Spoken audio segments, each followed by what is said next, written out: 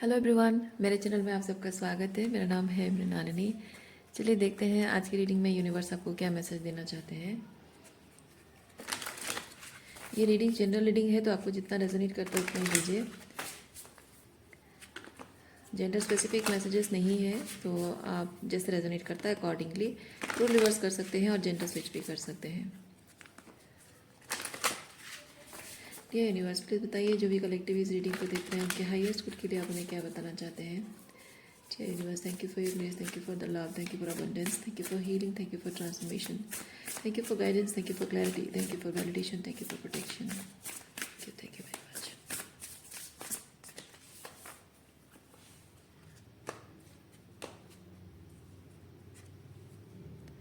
Pink seed, growth under the surface, moon path, taking the next right step. Okay.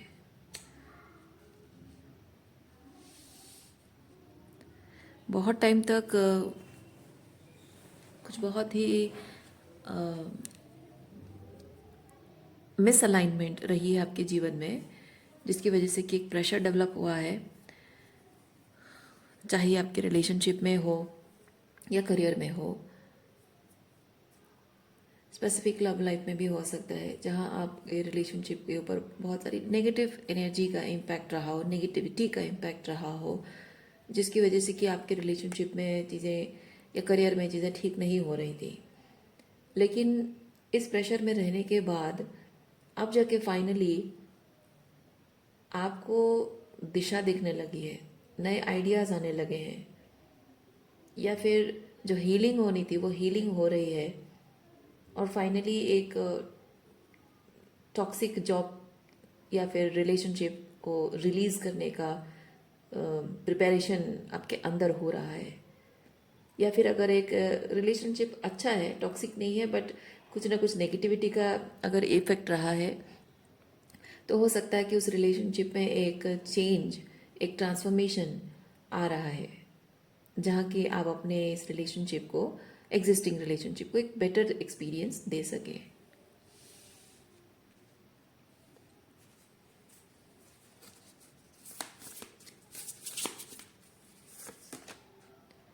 Hot and cold, resetting your nervous system. Okay, पहले जब कुछ transformation की जब ज़रूरत थी, वो ट्रांसफॉर्मेशन नहीं हुआ था, तब आपके रिलेशनशिप में कुछ ना कुछ, कभी मतलब हॉट एंड कोल्ड वही एनर्जी है कि कभी अच्छा है तो कभी बुरा है, कभी किसी बात को लेकर प्यार वाली एनर्जी रही है तो उसी बात को लेकर कोई बहस हो रही है, लेकिन किसी निष्कर्ष पर अल्टीमेटली नहीं पहुंच पा रहे थे। लेकिन जबकि ये ground, growth under the surface, so underground जाने की एनर्जी है, यानी कि थोड़ा सा प्रेशर रहा है, तो आप जब अंडरग्राउंड मतलब ये चीज़ है कि बाहरी तौर पे जो चीज़ें हो रही हैं उस पर थोड़ा सा एनर्जी विड्रॉ करना, एनर्जी होल्ड बैक नहीं बट विड्रॉ करना, ताकि स्टेपिंग बैक, ताकि आप थोड़ा सा उस चीज़ को इंटीग्रेट कर सकें, समझ सकें क्यों हो रहा है, उस चीज़ को डेप्थ में समझ सकें। तो वो चीज़ हो रही है या हुई है, जिसकी वजह से कि अब नेक्स्ट स्टेप क्या है वो दिखना शुरू हुआ है। तो जो कुछ भी हॉट एंड कोल्ड आपके रिलेशनशिप में हुआ है, लड़ाई झगड़े, आर्ग्यूमेंट, बहस, वो चीज़ें हुई हैं, वो डिसॉल्व हो रही हैं। इसलिए नहीं क्योंकि कौन गलत था कौन सही था वो नहीं है, बट कि हाँ ये चीज़ है कि हॉट एंड कोल्ड जो आर्ग्यूमेंट्स वगैरह होते हैं, उससे निष्कर्ष पर इंसान कभी पहुंच नहीं पाता है। लेकिन जब आप थोड़ा सा टाइम लेते हो सोचने समझने के लिए, हील करने के लिए, तब आपको समझ में आता है कि कहाँ आप गलती कर रहे थे, कहाँ आपके पार्टनर गलती कर रहे थे। तब उस वक्त ये चीज़ होता है कि चीज़ों के हायर पर्सपेक्टिव को जब आप दोनों देख पाते हो, तो दोनों साथ में मिलकर बैठकर बात कर सकते हो, क्योंकि वहाँ पे तू मैं नहीं होता है, वहाँ पे कौन सही कौन गलत नहीं होता है, बल्कि समझदारी ये चीज़ की होती है कि हाँ हमको समझ में आ गया कि क्या अपनी गलती है क्या दूसरे की गलती है। तो हायर पर्सपेक्टिव से चीज़ों को जब समझ रहे होता है कोई इंसान, तो रिलेशनशिप पर काम करना बहुत ज़्यादा इंपॉर्टेंट होता है कि रिलेशनशिप को कहाँ सुधारना है, क्या सही करना है, क्या गलत था, उस पर ध्यान दिया जाता है, बहस पर नहीं। मैं ये चीज़ फील कर रही हूँ कि वो चीज़ ख़त्म हो रही है, क्योंकि यहाँ एक दूसरे के साथ जब बैठ के बातचीत की जाती है तो एक दूसरे को ट्रिगर किया जाता था, लेकिन अब जब उस चीज़ पर बात होगी तो बहुत ही सुलझे हुए तरीके से समझदारी के साथ बात होगी।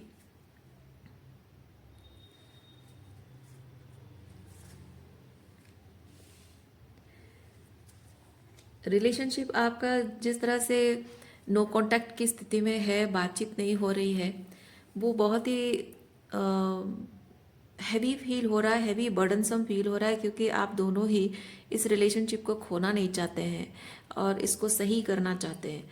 सो इसमें एक निष्कर्ष पर पहुंचा जाए कि किसकी तरफ से कौन क्या एफर्ट्स दे सकता है, किसकी तरफ से कौन क्या गलती सुधार सकता है, और किसकी कौन सी बात सही थी, मतलब एक एक निष्कर्ष पर पहुंचना। जहाँ देखिए यहाँ पे है कि रिलेशनशिप को मैंने अपना ज़्यादा एफर्ट दिया है, कोई कोई और कह रहा है कि नहीं मैंने ज़्यादा एफर्ट दिया है, लेकिन यहाँ पे ये चीज़ कि दोनों के एफर्ट सेम है, दोनों की गलती भी सिमिलर कॉन्सिक्वेंसेस रखती है, दोनों की अच्छाइयाँ भी रिलेशनशिप को सिमिलर लेवल पे हील करती है, पावर देती है।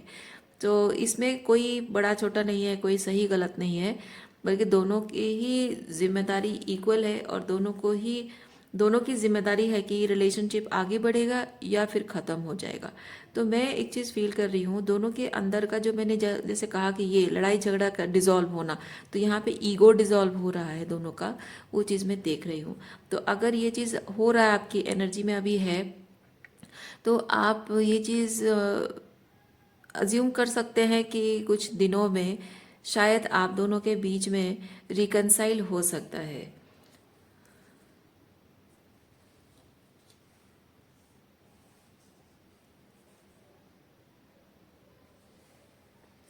और जिनका रिलेशनशिप जिनका रिजॉल्व होना है, एक एग्जिस्टिंग रिलेशन जिसका सही होना है, तो उनकी बात कर रही हूँ।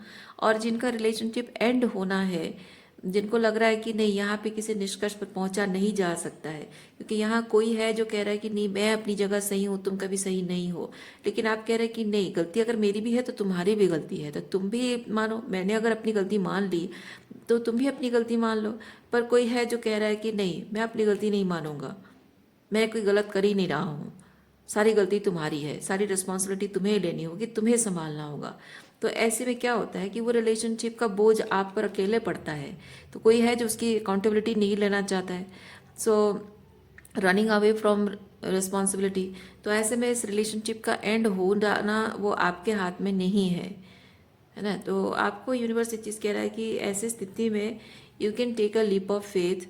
सो इट्स नथिंग अबाउट, मतलब ये चीटिंग नहीं है। आप जब ये रिलेशनशिप एंड कर रहे हो तो ये कोई चीटिंग नहीं कर रहे हो, बल्कि आप अपने हाईएस्ट गुड को देख रहे हो। इस चीज़ की इस रिलेशनशिप में आप अकेले की आपकी जिम्मेदारी नहीं है जो आपको थोपी जा रही है, लेकिन जो जहाँ दोनों लोग मिलकर काम करना चाहते हैं, एक रिजोल्यूशन पर पहुँचना चाहते हैं, वहाँ पे मैं देख रही हूँ कि यहाँ कुछ और छुपाने के लिए कुछ बचा नहीं, क्योंकि यहाँ जैसे मैंने कहा ईगो डिजॉल्व हो रहा है। तो मैं ये चीज़ देख रही हूँ कि हिडन इमोशंस जो हैं वो विद द फुल एक्सप्रेस करने में किसी को अब डर नहीं लग रहा है। सो दोनों ही स्थिति में चाहे रिलेशनशिप एग्जिस्ट कर, मतलब ये रिलेशनशिप आगे बढ़ेगा या यहीं ख़त्म होगा, दोनों ही स्थिति में यहाँ एस ऑफ पेंटिकल के साथ एक नई शुरुआत आ रही है आपके लिए। ठीक है, आप इस रिलेशनशिप को बेटर तरीके से एक्सपीरियंस करोगे या फिर एक नई शुरुआत आप करोगे।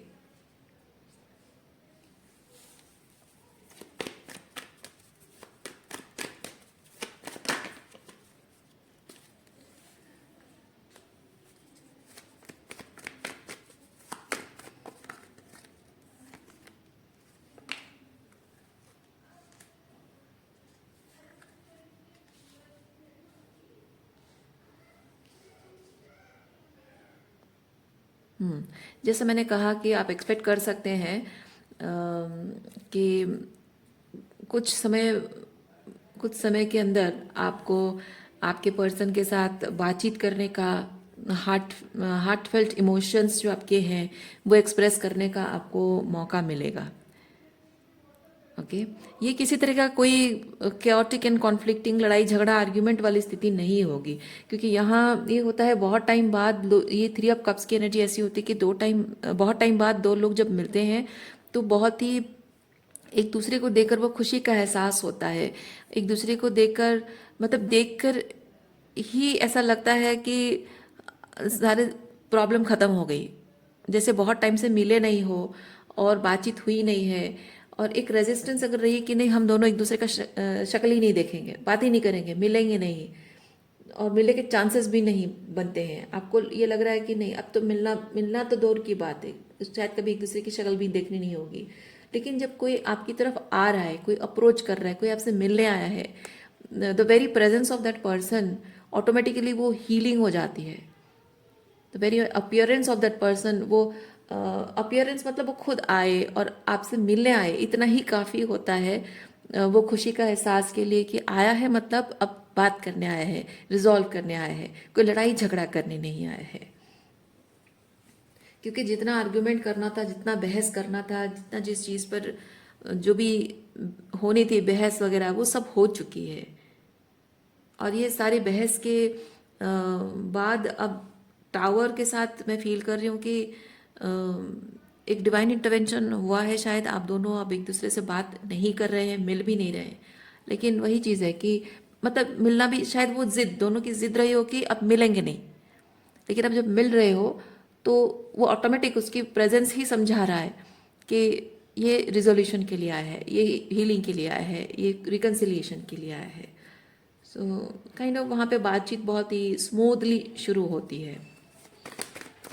उस तरह की एनर्जी मैं फील कर रही हूँ। जजमेंट,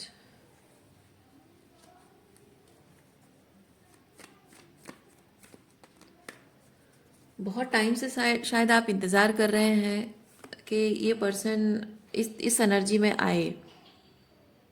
देखिए अगेन यहाँ पे सन कार्ड है, सन कार्ड के वही चीज़ है कि इस पर्सन का आपसे मिलने आने का इंटेंशन, कॉल करना या मैसेज करके बोलना कि मैं तुमसे मिलना चाहता हूँ, उतना भी आपके लिए एक बहुत बड़ा साइन है with the sun. That is a very big sign कि ये पर्सन अब आपके साथ है, आपके अगेंस्ट नहीं खड़ा है।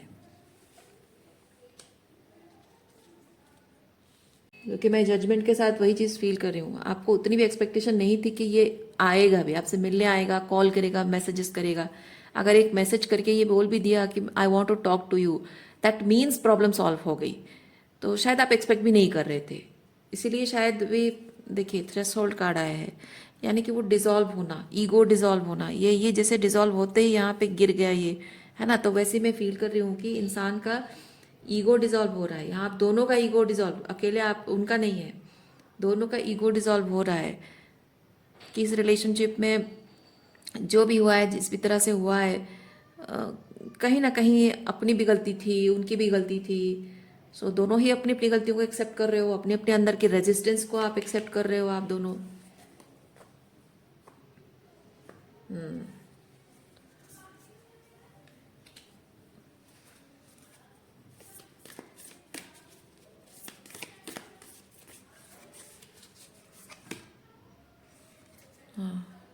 The heartfelt conversation, okay. एक हार्टफेल्ट कन्वर्सेशन आप दोनों के बीच में होने वाली है। सो रीडिंग मैं यहीं पे रखती हूँ। उम्मीद करती हूँ इस रीडिंग से आपको कुछ क्लैरिटी मिली हो। मैं आपको नेक्स्ट रीडिंग में मिलती हूँ। अपना ख्याल रखिए, खुश रहिए, बाय।